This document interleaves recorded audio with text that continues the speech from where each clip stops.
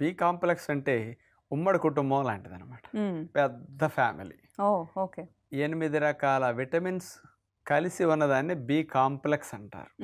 B complex విటమిన్లో మొట్టమొదటిది B1 vitamin thymine అంటారు. B2 vitamin riboflavin. B3 అంటే niacin. B5 ప్యాంతోథెనిక్ acid. B6 pyridoxine అంటారు ఈ విటమిన్ పేరు. B7 బయోటిన్ అంటారు దీని పేరు. B9 folic acid. 8వది B12 కోబాల్మిన్. ఇవన్నీ వాటి పేర్లు పలకలేని వారు B1 B2 B3 B5 B6 B7 B9 ఇట్లా తెలుసుకుంటా వెళ్ళొచ్చు అనమాట. ఇదంతా కూడా బి కాంప్లెక్స్ ఫ్యామిలీ అని చెప్పొచ్చమ్మా. ఈ బి కాంప్లెక్స్ విటమిన్లు అనేవి వాటర్ సాల్యుబుల్ విటమిన్స్ అనమాట. ఇది విటమిన్ సి లాగా వాటర్ సాల్యుబుల్. ఇవన్నీ ఎక్కువైనప్పుడు శరీరం బయటకు వదిలేస్తుంది. అంతకంటే ఎక్కువ స్టోర్ చేసుకునే కెపాసిటీ వీటికి ఉండదు, నిలవ ఉండవు అనమాట. ఇవి ఎక్కువ వేపిన, పాలిష్ పట్టేసిన, బాగా వార్చేసిన, నూనెలో దేవిన, రిఫైన్ చేసిన ఇవన్నీ పూర్తిగా నశిస్తాయి. కాబట్టి ఏ రోజుకి ఆ రోజు ఆహారం ద్వారా అందిస్తేనే శరీరానికి ఇవి లోపం రాకుండా అందుతాయి. మనం ఏదో అప్పుడప్పుడు కనుక గుర్తొచ్చినప్పుడు తిని ఇతర రోజులు ఎంజాయ్ చేస్తున్నాం అనుకోండి, ఈ బి కాంప్లెక్స్ అంతా లోపం వచ్చే అవకాశం ఉంటుంది. మొట్టమొదటిది B1 విటమిన్ థైమిన్. ఇది చక్కెర అంటే గ్లూకోజ్ శక్తిగా మారటానికి ఈ B1 విటమిన్ అతి ముఖ్యమైన అవసరం. హార్ట్ కానీ, మజిల్స్ కానీ, మరి ఇట్లాంటివి మెయిన్ ఆర్గాన్స్ బ్రెయిన్ కానీ ఇవన్నీ ఫంక్షన్ చేయాలంటే B1 విటమిన్ తప్పనిసరిగా కావాలి. మరి అలాంటి B complex vitamin 1.2 to 1.7 milligrams ఒక రోజుకి కావాలి. అంటే పిల్లలకి 1.2 1.3 సరిపోతాయి, పెద్దలకి 1.5, గర్భిణీలకి బాలింతలు 1.7 వరకు కావాలి.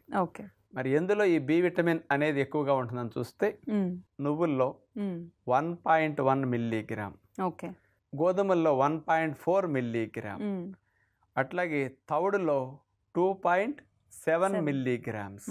అన్నిటికంటే తవుడులో ఎక్కువ ఉంటుంది. అందుకని పాలిష్ పట్టిన ధాన్యాల లోపలంతా మిస్ అవుతుంది. తవుడులో సెపరేట్ చేసిన దాంట్లో B1 విటమిన్ పుష్కలంగా ఉంటుంది. అందుకని మనకి బాగా బలం రావాలంటే తవుడు బాగా తినాలన్నమాట. ఇది B1 సోర్స్ విన్నాం.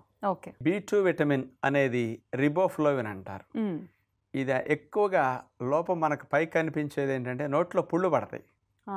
అప్పుడు టాబ్లెట్స్ కూడా వేసుకోమని చెప్తారు. రిబోఫ్లోవిన్ లోపం వస్తే పెదాల లోపల అంగుటు భాగం దగ్గర ఇట్లాంటి పుళ్ళు పడుతుంటాయి. రిబోఫ్లోవిన్ లోపం అనమాట. అలాగే ఆర్బిసి కొత్త రక్త కణాలు తయారవటానికి, సెల్ డివిజన్కి, పిల్లల ఎదుగుదలకి, టిష్యూ బాడీలో ఉన్న కణజాలం బాగా రిపేర్ అవటానికి, వీటన్నిటికీ ఈ B2 రిబోఫ్లోవిన్ బాగా కావాలి. ఇది ఒక రోజుకి 1.3 to 2 మిల్లీగ్రామ్స్ కావాలి. అంటే పిల్లలకి తక్కువ, పెద్దలకైతే కొంచెం ఎక్కువ సరిపోతుంది. ఇవి ఎక్కువగా ఉన్న ఆహారాలు తీసుకుంటే గోంగూరలో 0.39 మిల్లీగ్రామ్స్, తవుడులో 0.5 మిల్లీగ్రామ్స్. ఈ రిబోఫ్లోవిన్ అన్నిటికంటే తవుడులో ఎక్కువ ఉంటుంది. ఇప్పుడు B1 కానీ B2 కానీ మొత్తం మీరు అందరికి ఇది వినేసరికి ఎపిసోడ్ తవుడు తినాలన్నమాట అని కంక్లూషన్కి వస్తారు. అందుకని పై లేయర్స్లో పోషకాలు ఉంటాయని మాత్రం మరవకండి. అందుకని తవుడు రిచ్ సోర్స్ రిబోఫ్లోవిన్కి. నోట్లో పుళ్ళు ఉన్న వారికి తవుడే నెంబర్ 1 మెడిసిన్. ఇది సెల్ గ్రోత్కి చాలా అవసరం. DNA రిపేర్కి చాలా ముఖ్యం. DNA రిపేర్ అవ్వకపోతే మరి మ్యూటేషన్ చెంది అనారోగ్యకరంగా కణజాలం తయారైపోయి క్యాన్సర్ కణాలకు ఒకటి మారతాయి. దానికి ఇది భలే అవసరం అన్నమాట. అట్లాగే బాడీలో మెటబాలిజం, జీవక్రియ సజావుగా జరిగేటట్టు చేయటానికి, మెటబాలిజం ఇంక్రీజ్ చేయడానికి B3 కంపల్సరీ కావాలి. ఈ B3 విటమిన్ ఒక రోజుకి 14 నుంచి 18 మిల్లీగ్రాముల చొప్పున సగటున పిల్లల దగ్గర నుంచి పెద్దవారి వరకు అందరికీ కావాలన్నమాట. ఈ B3 విటమిన్ రిచ్గా ఉన్న ఆహారాలు 2. ఒకటి పల్లీలు, వేరుశెనగ పప్పులు 4.2 మిల్లీగ్రామ్స్, గోధుమలు 5.2 మిల్లీగ్రామ్స్ గోధుమల్లో ఉంటుంది. కానీ పాలిష్ పడితే గోధుమల్లో పోతుంది, మైదాలో 0. అందుకని పాలిష్ పట్టిన గోధుమలు వాడుకున్నా, పల్లీలు నానబెట్టుకు తిన్నా ఈ B3 విటమిన్ బాగా వస్తుంది.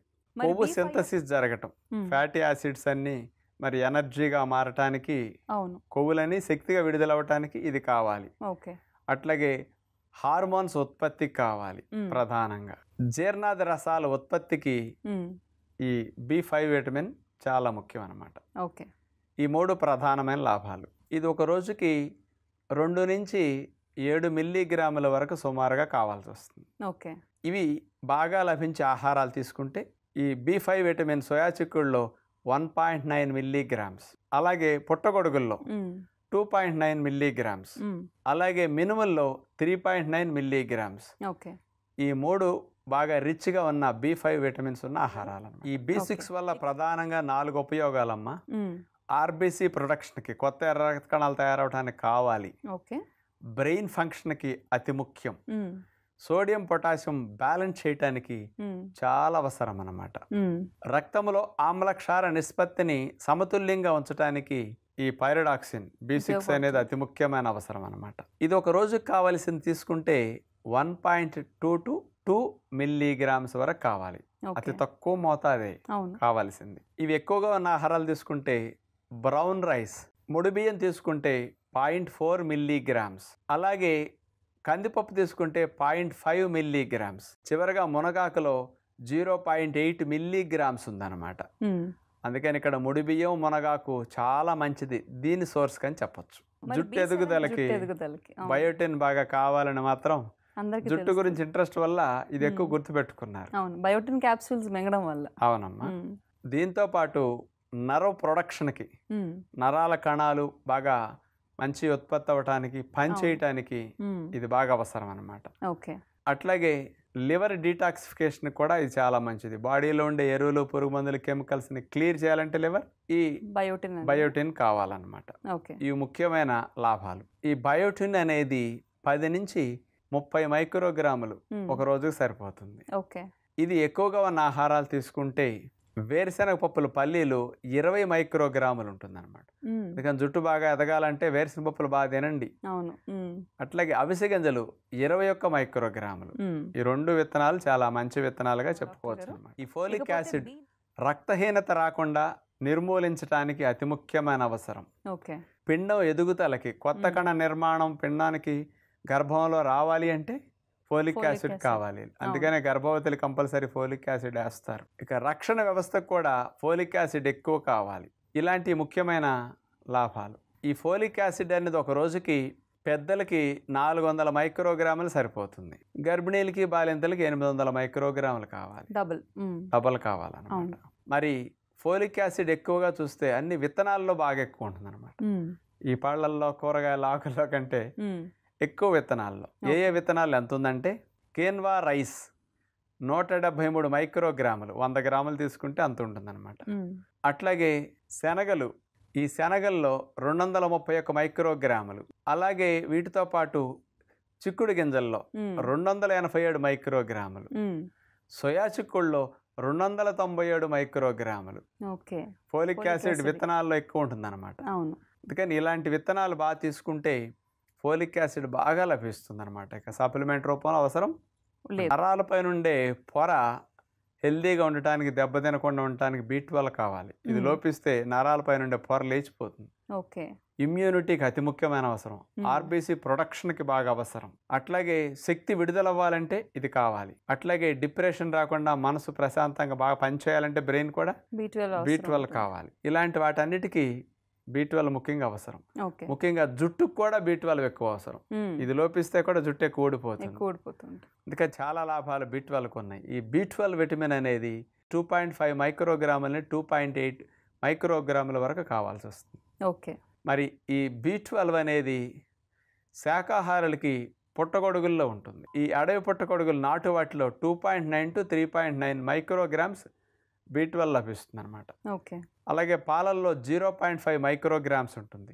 చీజ్లో 0.8 మైక్రోగ్రామ్స్ ఉంటుందన్నమాట. అంటే ఇతర మాంసాహారాల్లో ఉంటుంది, కానీ పుట్టగొడుగుల్లో చాలా ఎక్కువ ఉందన్నమాట. ఆహారం ద్వారా విటమిన్ బిని మీ శరీరానికి అందించడానికి ప్రయత్నించండి. టెంకలో ఎన్ని ఆరోగ్య ప్రయోజనాలు దాగి ఉన్నాయో తెలిస్తే నిజంగా ఆశ్చర్యపోతారు. మొదట మామిడి టెంకలోని జీడిని తీసి పొడిగా తయారు చేసుకోవాలి. ఈ పొడిలో వెన్న కలిపి ముఖానికి రాస్తే ముఖం చాలా ప్రకాశవంతంగా మారుతుంది. మామిడి టెంక పొడిలో కొబ్బరి నూనె, ఆలివ్ ఆయిల్, ఆవ నూనె కలిపి రాస్తే తెల్ల జుట్టు నల్లగా మారుతుంది. ఫ్యాటీ యాసిడ్స్, మినరల్స్, విటమిన్స్ సమృద్ధిగా ఉండడం వల్ల జుట్టుకు పోషణ ఇవ్వటమే కాకుండా జుట్టు ఒత్తుగా పెరిగేలా చేయటంలో సహాయపడుతుంది. ఈ పొడిలో నీళ్లు కలిపి పేస్ట్ గా చేసి తలకు పట్టిస్తే చుండ్రు సమస్య మాయమవుతుంది. ఈ పొడిలో తేనె కలిపి ప్రతిరోజు పరగడుపున సేవిస్తే ఉబ్బసం, దగ్గు వంటివి తగ్గుతాయి. 1 గ్లాస్ మజ్జిగలో అర స్పూన్ మామిడి టెంకల పొడిని, చిటికెడు ఉప్పును కలిపి తాగితే గ్యాస్, కడుపుబ్బరం, అజీర్ణం వంటి జీర్ణ సంబంధ సమస్యలు తగ్గుతాయి. వేసవి కాలంలో వేడి తగ్గాలంటే మామిడి టెంక పొడి, జీలకర్ర, మెంతుల పొడి మూడింటిని సమానంగా తీసుకుని వేడివేడి అన్నంలో కలుపుకుని తినాలి. చాలా సమర్థవంతంగా ఇది వేడిని తగ్గిస్తుంది.